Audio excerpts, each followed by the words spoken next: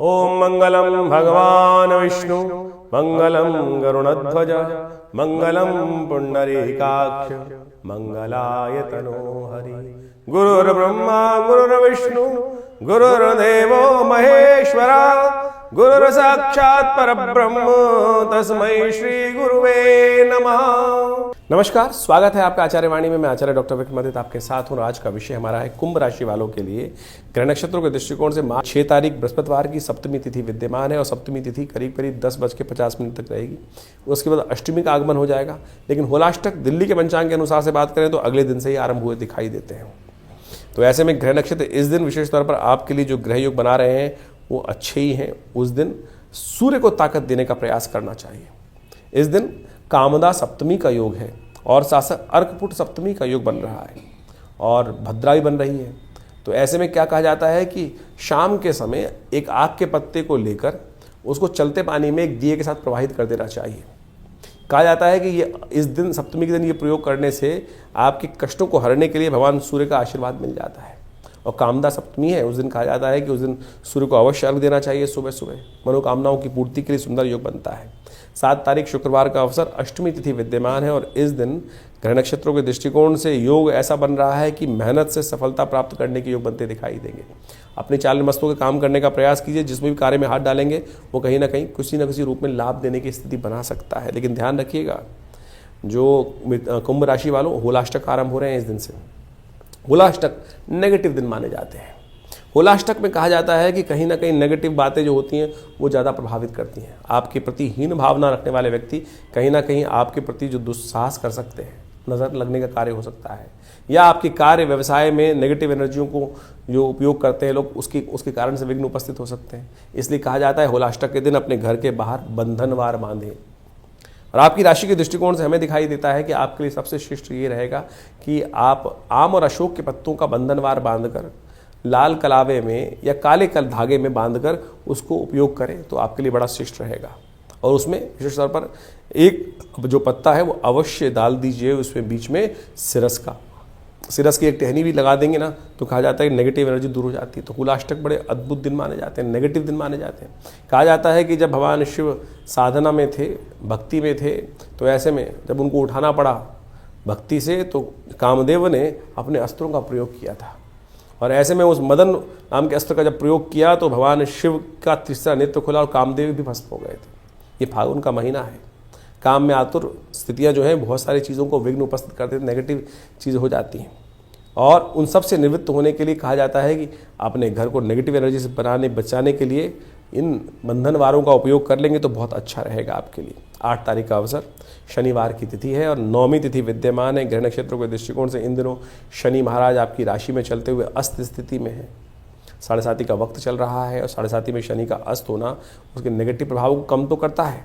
थोड़ा सा एक काम करें, हनुमान चालीसा का इस दिन पाठ अवश्य करें तो जो नेगेटिव प्रभाव है वो कुछ और कम होगा। और साथ साथ ग्रह नक्षत्रों का बाकी योग ऐसा बना हुआ है कि आप अपनी चाल में मस्त होकर काम करने का प्रयास करें।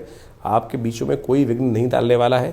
कई बार हम सोचते हुए आधे काम इसलिए छोड़ देते हैं कि वो पंगा डालेगा। इस वक्त कोई पंगा नहीं डालने वाला। आप अपनी चाल में मस्त होकर काम करने का प्रयास कीजिए, चीज़ें आपके फेवर में जाने के योग बनते दिखाई दे रहे हैं।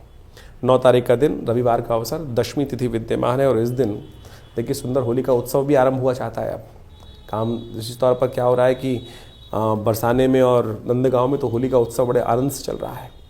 ग्रह नक्षत्रों के दृष्टिकोण से ये समय जो है थोड़ा स्वास्थ्य पर भारी दिखाई देता है। ऐसे में थोड़ा ध्यान रखने की ज़रूरत है। थोड़ा एग्जर्शन ज़्यादा मत लीजिएगा, कहीं ना कहीं ज़्यादा एग्जर्शन स्वास्थ्य पर भारी पड़ सकता है, तो उसका ध्यान रखना परम आवश्यक है। थोड़ा सा महामृत्युंजय मंत्र का जप करें तो आपके लिए अच्छा रहेगा। 10 तारीख का अवसर सोमवार की तिथि है, एकादशी तिथि है और ग्रह नक्षत्र स्वास्थ्य के मामले में जैसा हमने कहा थोड़े भारी चलते दिखाई दे रहे हैं।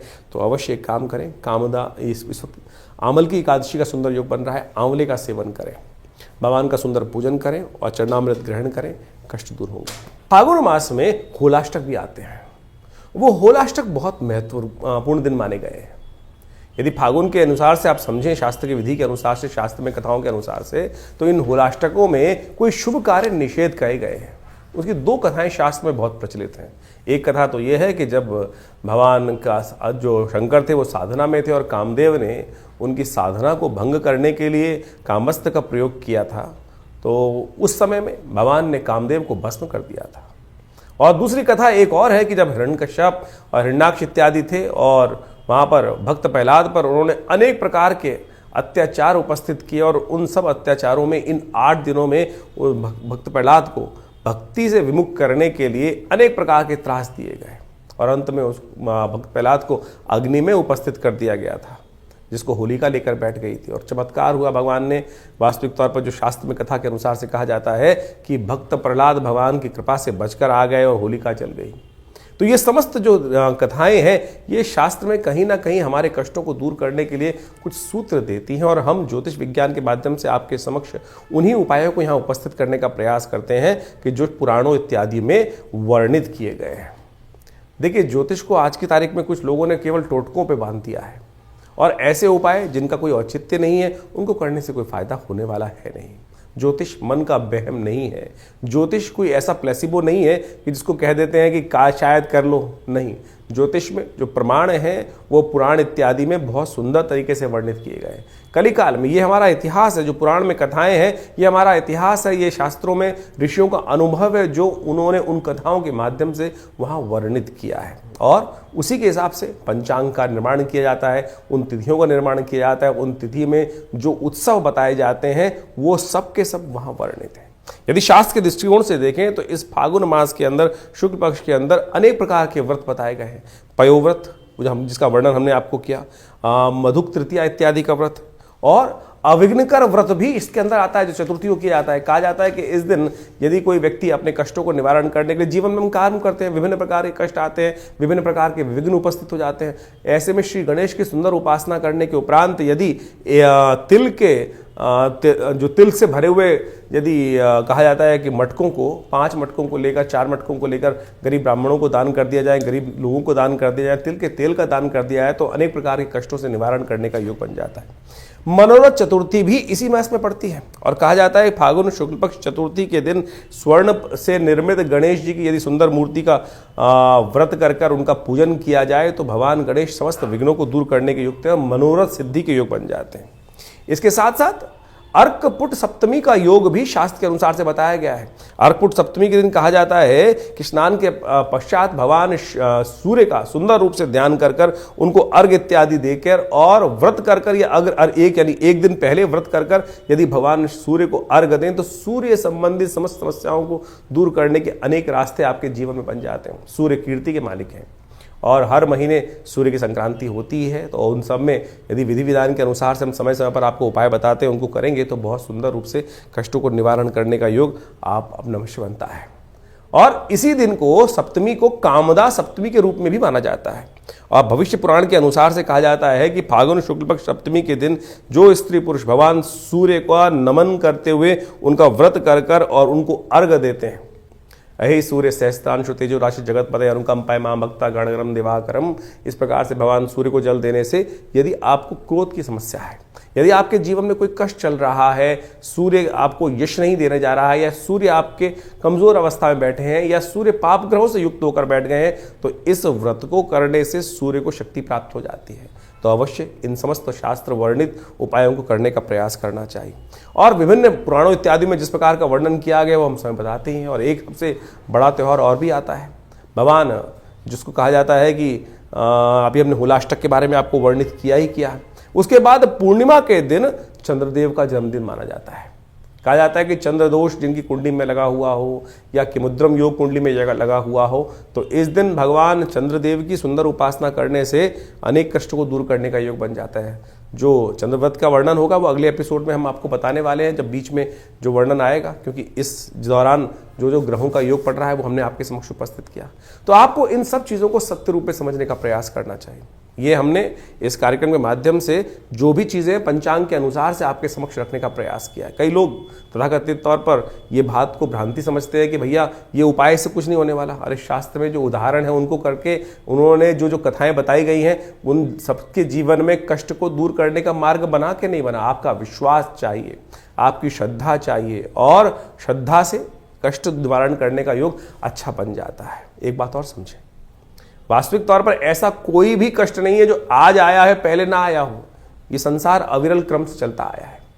तो जो उन सब योग, अगर आप वेद पुराण इत्यादि पढ़ें, अथर्ववेद को पढ़ने का प्रयास करें, तो वहां अनेक मनोकामनाओं की सिद्धि के लिए शास्त्र में अनेक उपाय बताए गए हैं। यजुर्वेद इत्यादि संहिता में तो अनेक प्रकार से इन सब चीजों का वर्णन किया गया है। अथर्ववेद के अंदर स्वास्थ्य संबंधी समस्याओं को ठीक करने के रास्ते मिलते हैं, तो यजुर्वेद के अंदर मनोकामनाओं की सिद्धि पूर्णित करने के लिए अनेक उपाय शास्त्र में वर्णित किए गए हैं, जैसे रुद्राष्टाध्यायी। रुद्राष्टाध्यायी के अंदर विभिन्न मंत्र हैं, विभिन्न मनोकामनाओं की पूर्ति के लिए भगवान शंकर से प्रार्थना की जाती है, और सत्य माने भगवान की प्रार्थना से वो समस्त कष्टों का निवारण करके योग बन भी जाते हैं। तो इसलिए अपने मन की शंकाओं को दूर करें।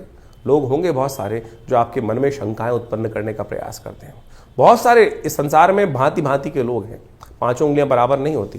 तो कोशिश ये करें कि संसार में जो आपको उत्साहित करने का प्रयास करें, सत्य मार्ग में डालने का प्रयास करें, उनका अनुसरण करने का प्रयास करें। एक पुरानी कहावत है, उन लोगों के बीच में ना रहें जो आपको हतोत्साहित करते हो, जो आपके धर्म पे आक्षेप करने का प्रयास करते हो, जो आपको पदभ्रष्ट करने का प्रयास करते हो। सत्य राह पर चलने, धर्म का पालन करना शास्त्र का एक नियम है, और जो धर्म के साथ चलते हैं, धर्म के वर्णित नियमों के अनुसार से चलते हैं, धर्म में वर्णित परंपराओं का निर्वाह करते हैं, धर्म स्वयं उनकी रक्षा करता है। ये शास्त्र में अद्भुत रूप से वर्णित किया गया है। ज्योतिष बिल्कुल सनातन की एक सुंदर परंपरा है, और धर्म से विमुख होकर ज्योतिष का कोई जो निदान पार्ट है उसका तो कोई लाभ मिलेगा ही नहीं है। तो इसलिए निदान चाहते हैं तो अपने आप को सरल करने का प्रयास करें। हमने समस्त कार्यक्रम के माध्यम से आपके समक्ष पूरा जो वर्णन था ग्रहों का इस समय का, उसके समक्ष आपको वर्णित किया है, और आशा करते हैं कि प्रयास जो आप करेंगे सही दिशा में, जो उपाय सरलतम उपाय हमने आपके समक्ष रखे हैं,